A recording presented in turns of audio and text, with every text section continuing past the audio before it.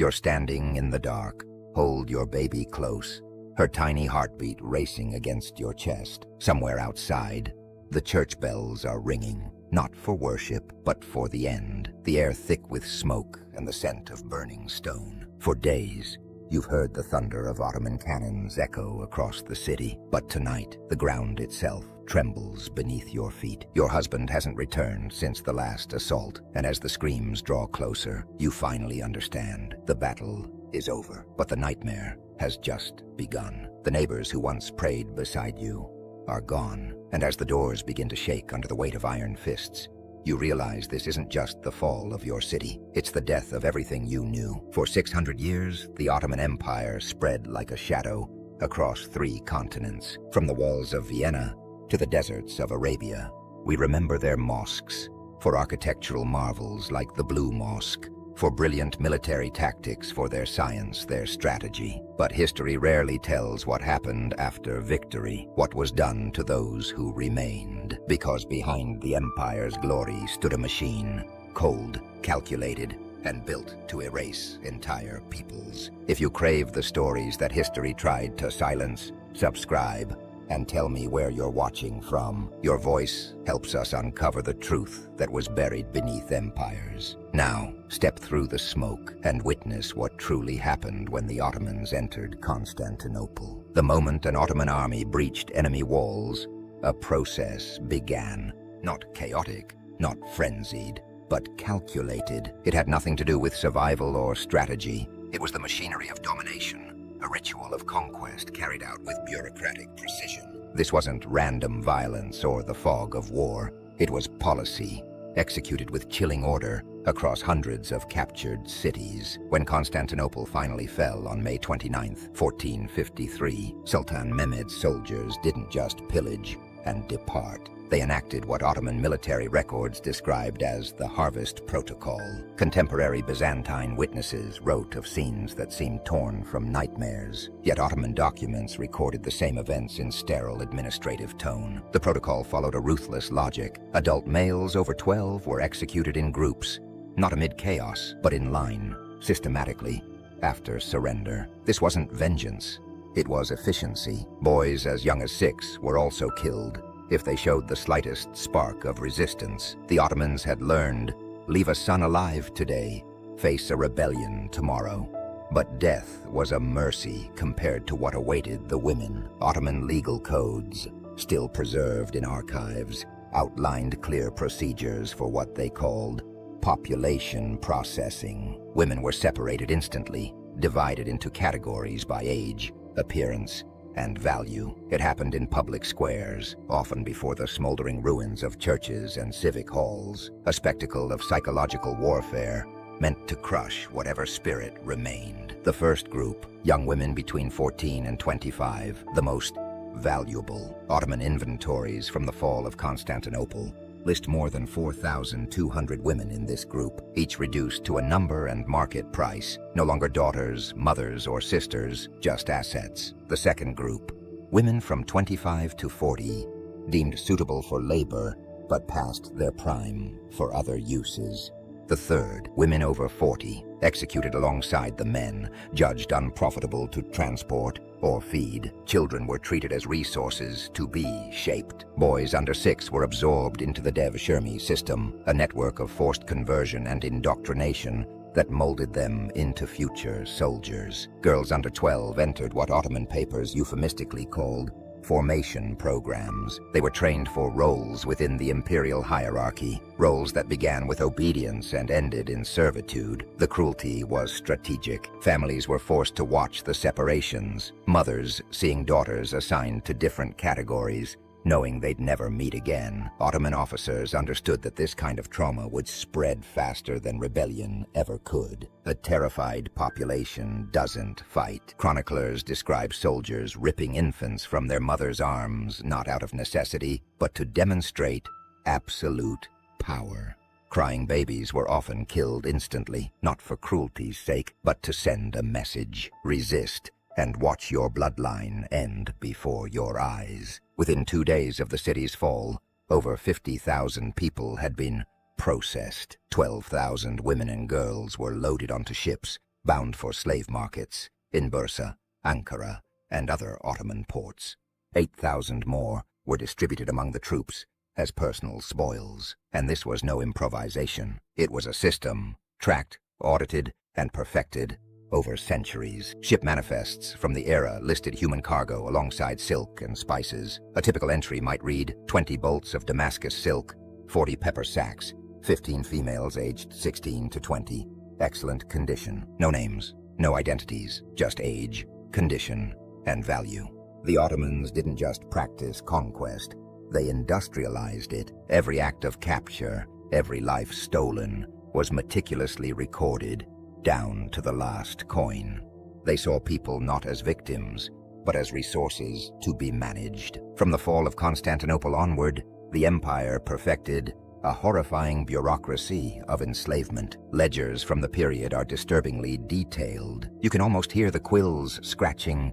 Ages, descriptions, conditions, all logged beside bolts of silk and sacks of pepper. To the empire, human beings were inventory. In Istanbul, Bursa, and Damascus, entire markets were dedicated to this trade.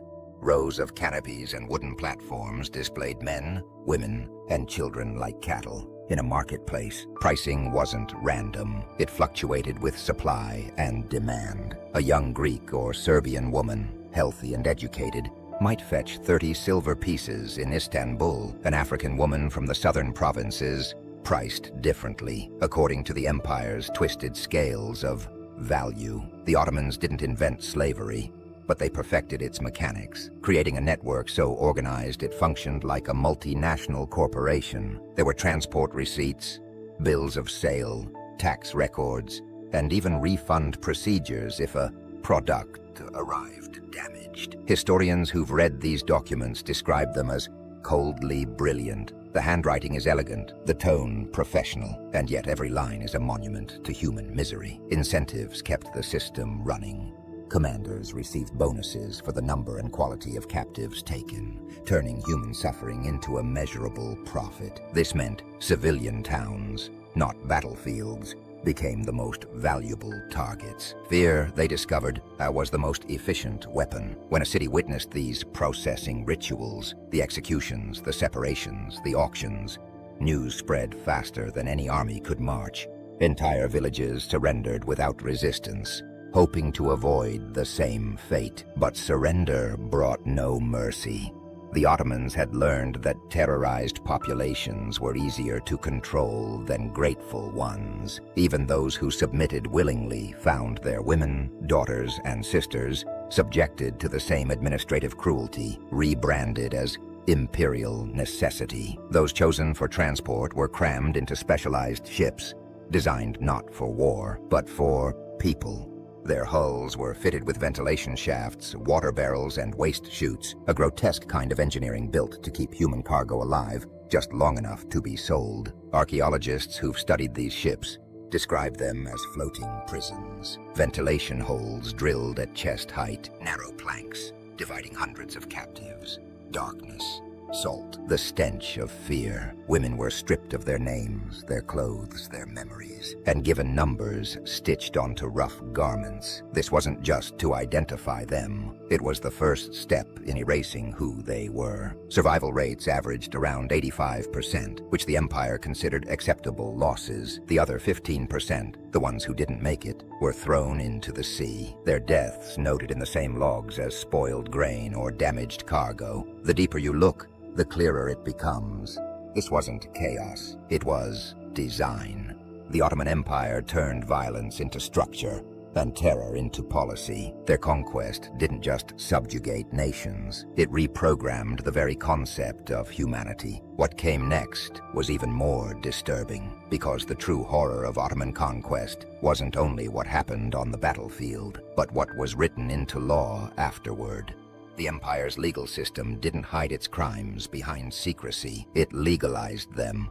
Within this framework, rape became marriage, murder became justice, and slavery became divine order. Surviving documents from Ottoman courts, still preserved in Istanbul's archives, reveal an astonishing bureaucracy built to normalize the unthinkable. A concept emerged from these codes: the war wife. According to Ottoman doctrine, when a man fell defending his home against the empire, his widow became the property of whoever killed him. This wasn't superstition or battlefield rumor. It was a formal, recorded process. To claim a war wife, the conqueror needed 3 witnesses, and he had to assert his ownership within 72 hours of the husband's death. If he failed, other soldiers could contest the claim.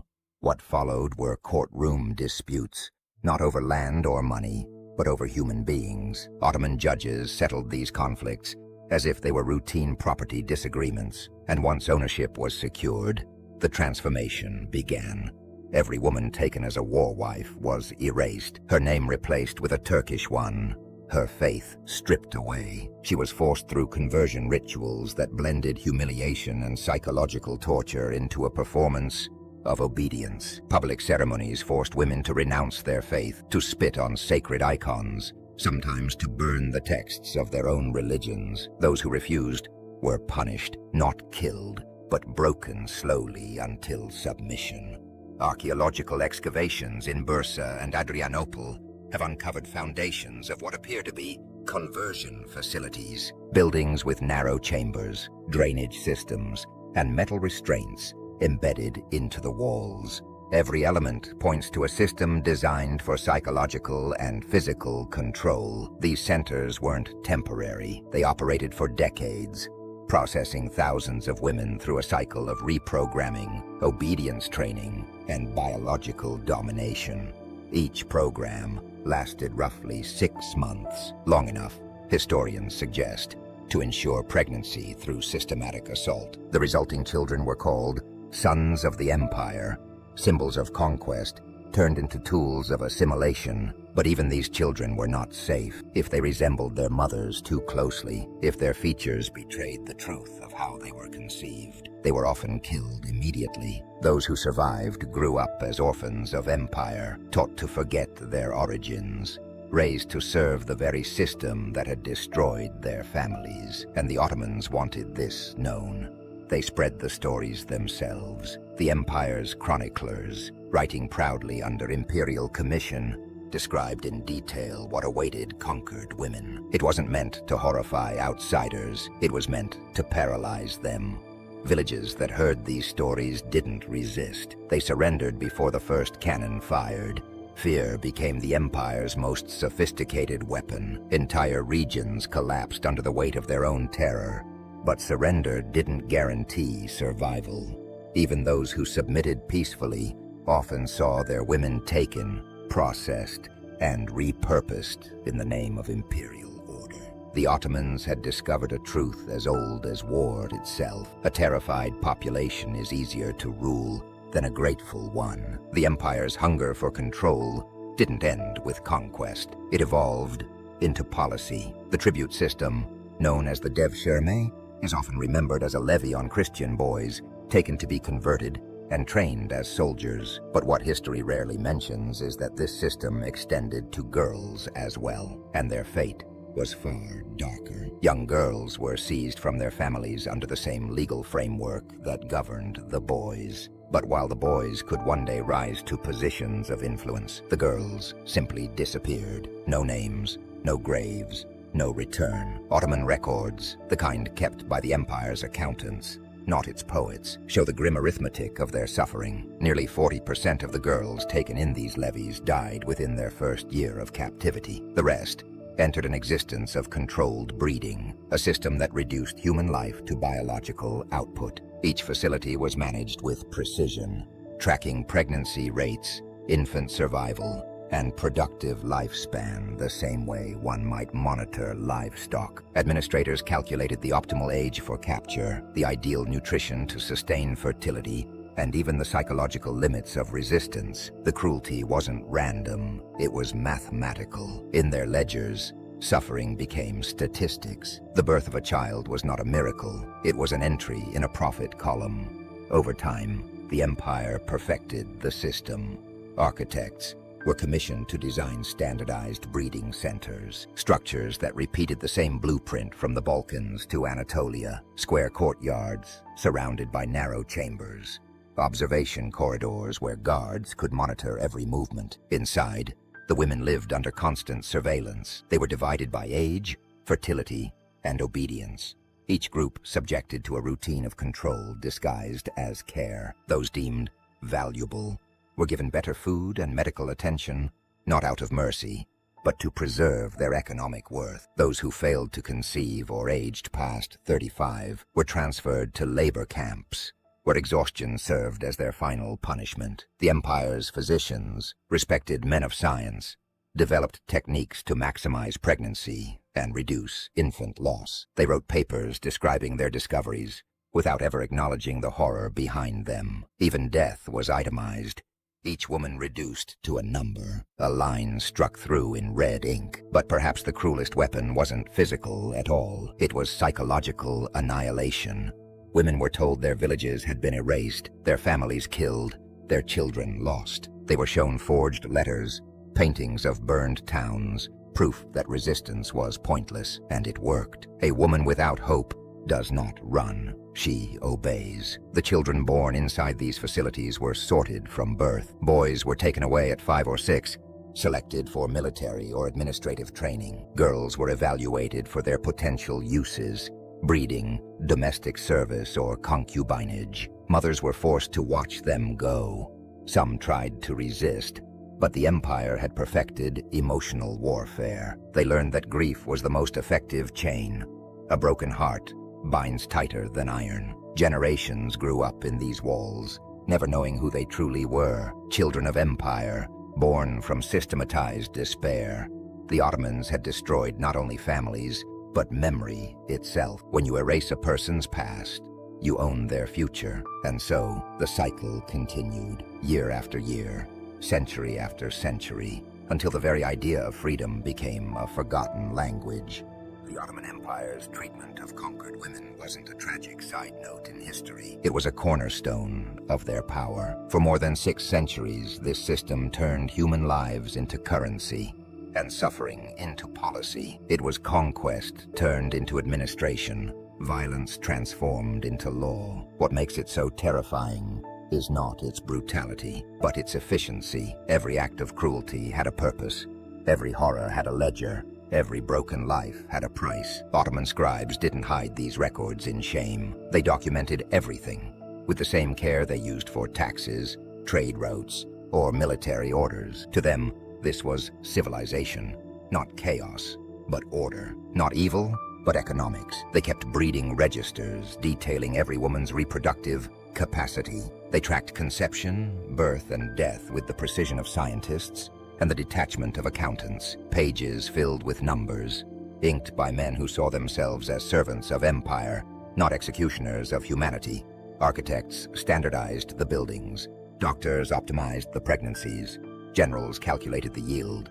And all of it functioned as one, a vast, cold machine built on despair. Inside these walls, women became blueprints, and children became statistics. Individuality was erased, replaced with serial numbers, categories, measurements of value. Ottoman archives even show how administrators tested new methods of conditioning: isolation, deprivation, controlled exposure to light and sound. Techniques centuries ahead of their time in psychological warfare. The empire didn't just conquer lands, it conquered the human mind. Those who survived lived in silence, their stories buried beneath the marble and calligraphy of the empire's golden age. Their names are gone, their voices lost to the wind. But the trauma remained, etched into the memory of nations that still flinch at the echo of the word empire. When historians read these records today, they aren't uncovering ancient cruelty. They are reading the manual of dehumanization that every great power since has tried to imitate in one form or another. Because the truth is this: civilization can coexist with barbarism. When efficiency replaces empathy, when law replaces morality, when the human being becomes a number. And that's why this story matters. The fall of Constantinople wasn't the end of an era. It was the beginning of a new kind of empire, one built not just on steel and faith, but on the mastery of fear. The archives still exist, waiting for those brave enough to confront them. They are silent now, but their silence is not empty. It whispers a warning, that what was once written in ink can always be rewritten in blood.